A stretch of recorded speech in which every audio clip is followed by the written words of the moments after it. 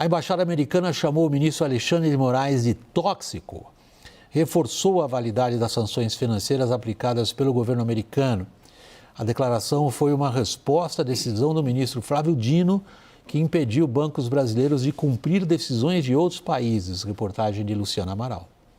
Flávio Dino não cita diretamente a Lei Magnitsky, mas determinou que sentenças estrangeiras só valham aqui se autorizadas pela Justiça brasileira ou se seguirem processos formais de cooperação internacional. O magistrado frisou que a decisão se aplica a qualquer tipo de imposição, restrição ou coerção decorrentes de atos unilaterais estrangeiros. Dino afirmou ainda que a medida é necessária diante da imposição de força de algumas nações sobre outras. Horas depois, na escalada de tensões entre os dois países, a embaixada americana no Brasil repostou uma declaração do Departamento de Estado chamando Alexandre de Moraes de tóxico para todas as empresas legítimas e indivíduos que buscam acesso aos Estados Unidos e seus mercados. Também alertou que nenhum tribunal estrangeiro pode anular sanções impostas pelos Estados Unidos. Nesta segunda-feira, o Washington Post descreveu Moraes como um ministro que não cede às vontades de Donald Trump. Em entrevista ao jornal, o magistrado ressaltou que não vai recuar 1 milímetro sequer. Ele disse que quem deve ser condenado será condenado e quem deve ser absolvido será absolvido. Diante da proximidade do julgamento de Jair Bolsonaro, a expectativa de aliados do ex-presidente é de que o governo Donald Trump endureça as reações e aplique a Lei Magnitsky a outros magistrados da corte. Hoje, a penalidade está limitada a Moraes. Numa outra frente, a oposição investe no envio de uma carta com críticas ao ministro para 88 embaixadas estrangeiras no Brasil. A intenção é expandir a pressão internacional sobre o Supremo. O presidente do STF, Luiz Roberto Barroso, saiu em defesa da atuação de Moraes e negou acusações de que o Brasil viva sob uma suposta ditadura do judiciário. Só afirmará isso quem não tenha vivido uma ditadura. As ditaduras são regimes políticos em que há absoluta falta de liberdade, em que há tortura, em que há censura, em que há pessoas que vão para o exílio, há pessoas que são aposentadas compulsoriamente. Nada disso acontece no Brasil. Abinasser, começando por você, ao longo do dia, ao longo da tarde, melhor dito, o foco da atenção foi se desviando da entrevista do ministro Alexandre de Moraes para o Washington Post e foi focando na decisão tomada pelo colega dele, Flávio Dino. Decisão essa que acaba de ser caracterizada por algumas agências de classificação de risco, como deixando o sistema financeiro brasileiro entre a bigorna e o martelo. Foi isso que Dino fez? Boa noite, William. Realmente, em tempos normais, talvez uma decisão dizendo que leis estrangeiras não têm efeito automático no Brasil não seria necessário. Então, me parece que o Supremo e o ministro Dino viu a necessidade de reafirmar certos princípios que são básicos, né? Todo mundo sabe que o princípio da soberania vale e ele implica que cada estado não está sujeito à jurisdição e aos atos de outros estados, né? Então, esse princípio é fundamental. A questão é que, ao o ministro dizer, né, que esses atos ou essas leis, essas determinações não têm efeito no Brasil, o que é correto, não tem efeito imediato no Brasil, isso não resolve o problema, William, das empresas que ainda assim têm que tomar a decisão de se devem ou não seguir a determinação dos Estados Unidos. E eu me refiro às empresas que têm negócios nos Estados Unidos, que têm presença nos Estados Unidos, e a economia americana, a gente sabe, pelo seu alcance, pela sua abrangência, né, não raro, as decisões tomadas nos Estados Unidos acabam tendo efeitos extraterritoriais. Me parece uma tentativa de tentar limitar isso, de deixar claro que o Brasil não vai aceitar intervenção ou interferências indevidas, mas realmente isso não dá total segurança para as empresas que ainda assim têm que tomar a decisão de se estão ou não obrigadas a seguir essas decisões e se devem fazê-lo para manter seus interesses nos Estados Unidos. Ricardo, nós temos você como convidado hoje, devido à sua especialização em comércio internacional e pelo fato do Brasil ter entregue hoje a resposta à investigação decretada pela 301. Hoje era o prazo para a resposta. Vamos ouvi-lo sobre isso também, mas não podia deixar de passar a oportunidade de ver qual é a sua avaliação da decisão do ministro do Supremo em relação a empresas brasileiras que prestam serviços a Moraes, entre outros, e que são obrigadas a seguir a legislação americana como a Lei Magnitsky. William, como o Rabi falou, em princípio, legislações e decisões estrangeiras não têm validade no território brasileiro sem passar por um devido processo. A questão é que essas legislações de combate ao terrorismo, combate à violação de direitos humanos e combate à corrupção internacional, elas têm esse elemento da extraterritorialidade que faz com que as autoridades americanas possam alcançar, dentro dos Estados Unidos, empresas estrangeiras. Então, a tua analogia foi muito feliz de falar entre a bigorna e o martelo, porque se cumprida a decisão do ministro Dino, pode ser que as empresas brasileiras sofram as consequências nos Estados Unidos, que também impacta nas atividades dela. Se cumprida a decisão, ou se cumprida as restrições impostas indiretamente pela determinação do governo americano, elas estariam descumprindo uma decisão do STF, né? A crise volta para o Brasil na atividade do mercado financeiro e das outras empresas que têm essa mesma característica. A gente é da velha guarda, né, Lorival? Crédito a quem merece. Obrigado pela referência à analogia, mas ela é da agência Eurásia, que é especializada em classificação de risco. Eles que vieram agora à noite com essa, Ricardo, caracterização de forma muito dura do que está acontecendo. Lorival, cabe à Casa Branca pedir ou não ao Departamento do Tesouro que vá às últimas consequências. No caso, por exemplo, do ministro Alexandre de Moraes ter uma conta em algum grande banco brasileiro. Vamos falar um banco, o Banco do Brasil, tem operações lá. Teoricamente, o Banco do Brasil pode ser impedido ou sofrer dívida, digamos, multa bilionária nos Estados Unidos se continuar pagando o salário do Alexandre de Moraes via sua conta? Exato, isso já aconteceu com bancos que não são americanos, né, como o Standard Chartered, que sofreu 2 multas dos Estados Unidos, e o BNP Paribas. O Standard Chartered é britânico, o BNP Paribas é francês, e é o caso mais traumático da história do mercado, né, do sistema financeiro mundial, porque foi uma multa de 9 bilhões de dólares, né, que ele sofreu em 2014. Esses casos não foram a Lei Magnitsky, mas eram sanções americanas, no caso do BNP Paribas, por ter mantido transações com entidades do Sudão, do Irã e de Cuba que estavam sancionadas, as entidades especificamente. Ele se declarou culpado nesse processo, pagou essa multa. Havia também 5 anos de liberdade condicional para executivos do banco que foram suspensas por ele ter se declarado culpado e pagado essa multa. E o Standard Chartered foram 2 vezes. Em 2012, foi uma multa de 340 milhões e depois de 327 milhões, foram 2 multas, por ter feito transações com o Irã, Mianmar, Líbia e Sudão. E em 2019, esse mesmo banco pagou uma multa de 1 bilhão e 100 milhões de dólares por ter tido transações com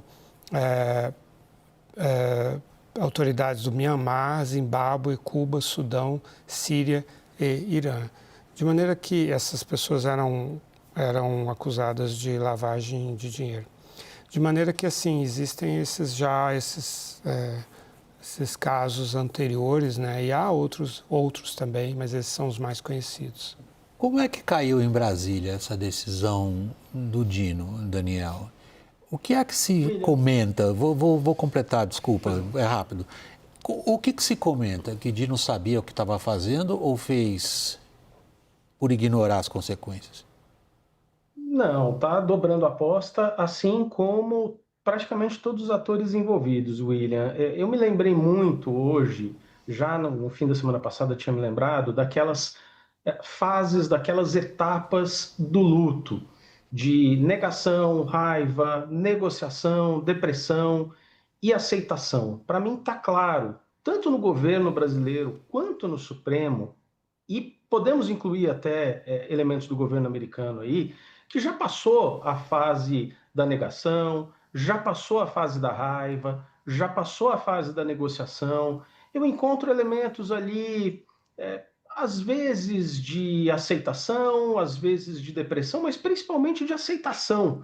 Porque só isso explica, por exemplo, que o governo já esteja falando abertamente que não tem que ligar para Donald Trump de forma nenhuma, que o Supremo coloque para votação o julgamento de Bolsonaro de uma forma super expedita, dentro da legalidade, é importante ressaltar, mas sim de forma muito célere, que Alexandre de Moraes tenha dito hoje que ele não vai aceitar os recursos da Débora, que escreveu na estátua, e vai manter a pena de 17 anos, que existe um certo clamor pela diminuição, né? Não estou falando em anistia, estou falando em diminuição.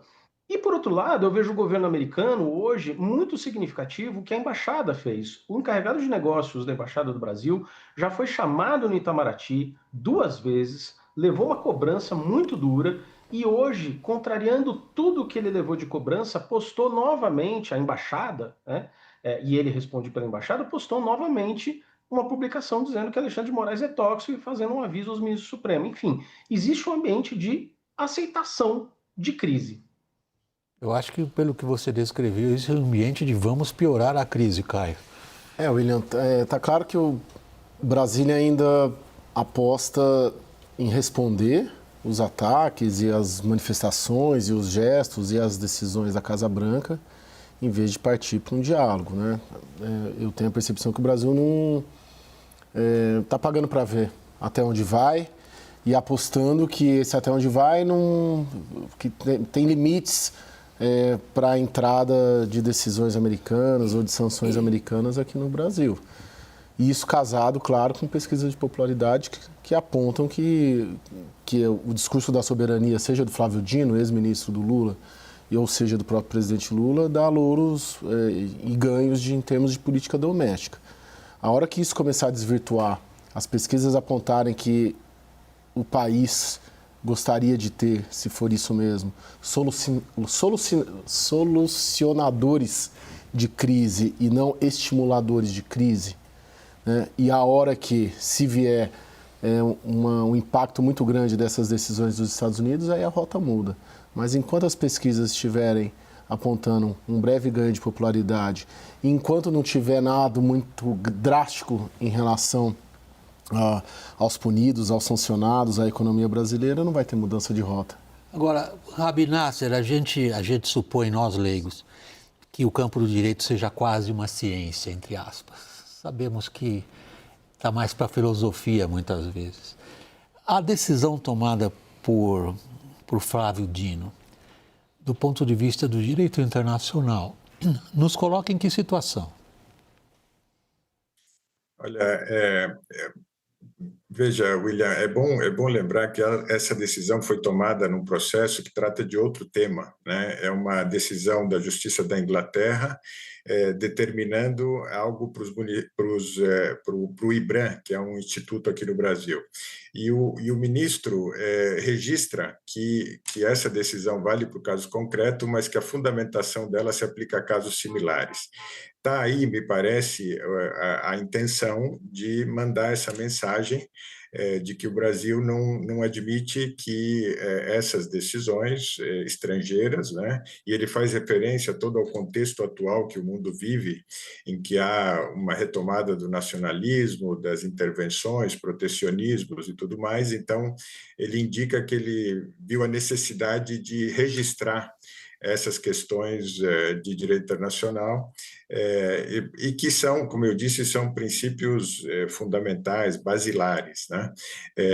Assim, me parece que a questão é essa capacidade de isso realmente apaziguar ou dar tranquilidade para as pessoas que estão no Brasil, acho que era essa a intenção, mas os Estados Unidos reafirmam que as decisões deles têm que ser observadas por quem tem negócios ou presença nos Estados Unidos.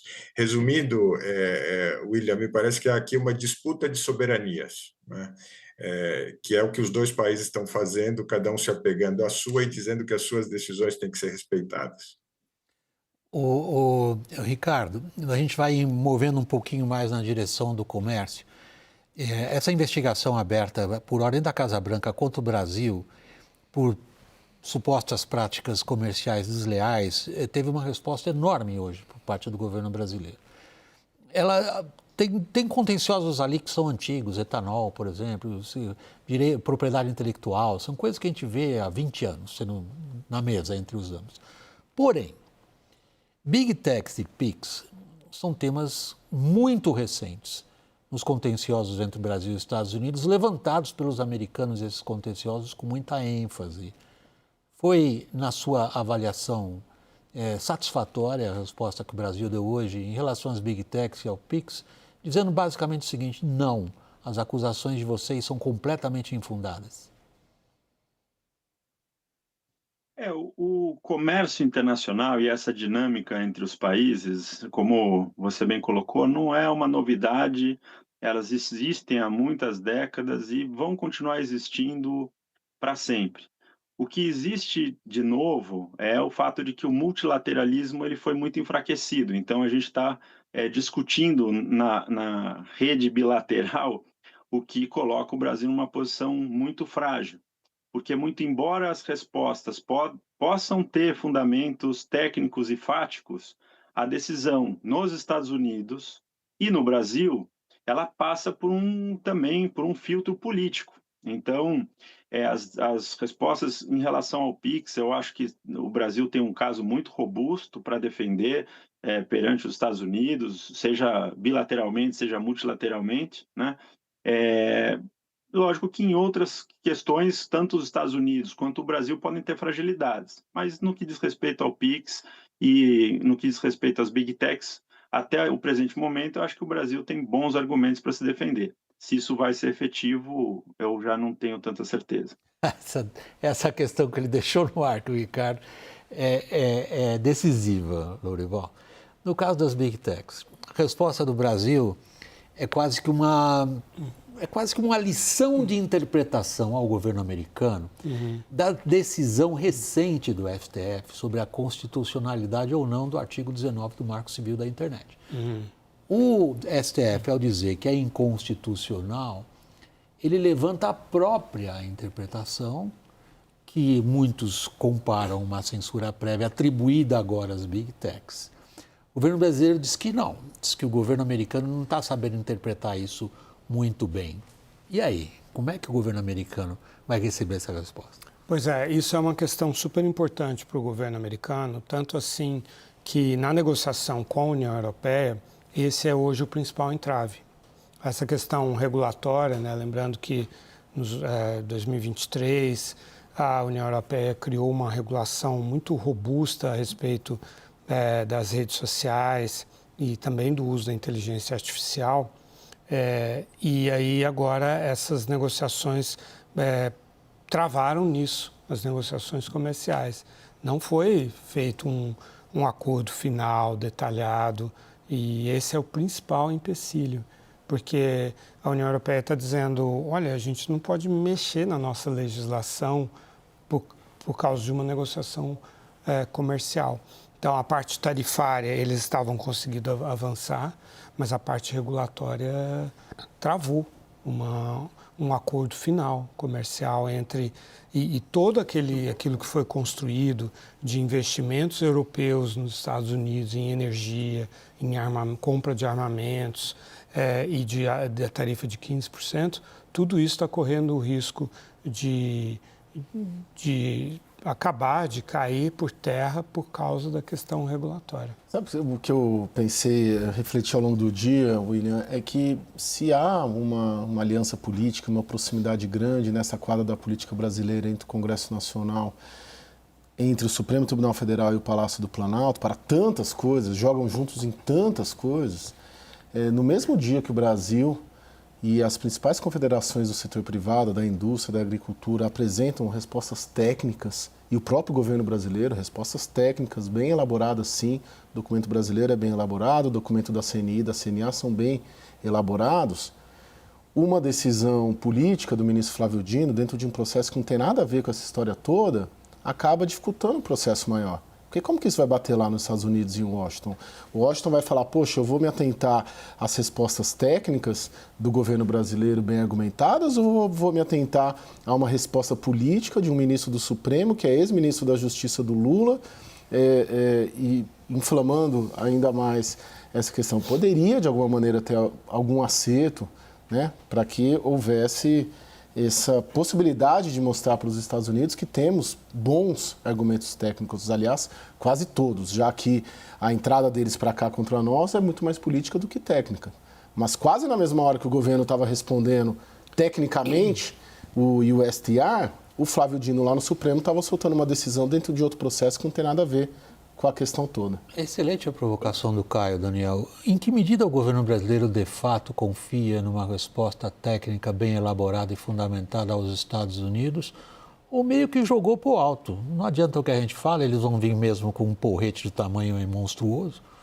Confia pouco. É por isso que eu insisto naquilo que eu trouxe inicialmente, que há um sentimento de aceitação de que a crise vai se aprofundar e não há muito o que ser feito, não há nada em negociação. Eu dou um exemplo disso, que são 2 projetos que iam ser enviados essa semana para o Congresso, ficaram para a semana que vem, que são de regulação das Big Techs. Um mais de regulação econômica, o outro de uma regulação mais geral. Imagina num cenário em que a gente tivesse aqui Fernando Haddad conversando com Scott Bessent, Lula ligando para Trump, o Brasil trocando aqui acesso ao café e à carne por tarifa de etanol mais baixa. Se tudo tivesse avançando normalmente num cenário de certa razoabilidade técnica, inclusive, esses projetos não seriam enviados. Os projetos podem até ser bons. A questão é que eles podem ser muito mal digeridos e mal interpretados em Washington. E o sentimento que eu percebo é que, tudo bem, não tem nada do que se fazer. O que eu vejo são 3 pontos. Isso absolutamente consensual no Palácio do Planalto. A crise vai longe, os efeitos econômicos, por enquanto e até onde se enxerga, são relativamente gerenciáveis, podem ter impactos setoriais, mas do ponto de vista macroeconômico são gerenciáveis, e eles trazem algum ganho de capital. Pode ser que a maioria já não considere que Lula está acertando e não traga ganho político, mas energiza muito a militância que estava perdida, estava parada, e isso é bom para o governo. Eu vou inverter um pouquinho a ordem agora, Rabi Nasser, com a sua licença, dirigir primeiro ao Ricardo Inglês de Souza uma questão um pouquinho mais focada na questão de direitos comerciais e depois, no tempo que nos resta, pedir que você analise em que situação, do ponto de vista do direito internacional, o Brasil se encontra agora. Então, começando por você, Ricardo.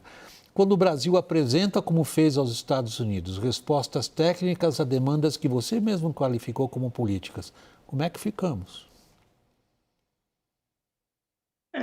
O Brasil, acho que ele tem que confiar, pelo menos tem que fazer o básico, que é responder tecnicamente. Os processos de comércio internacional, eles têm, na minha visão, essa característica. O técnico é o mínimo necessário.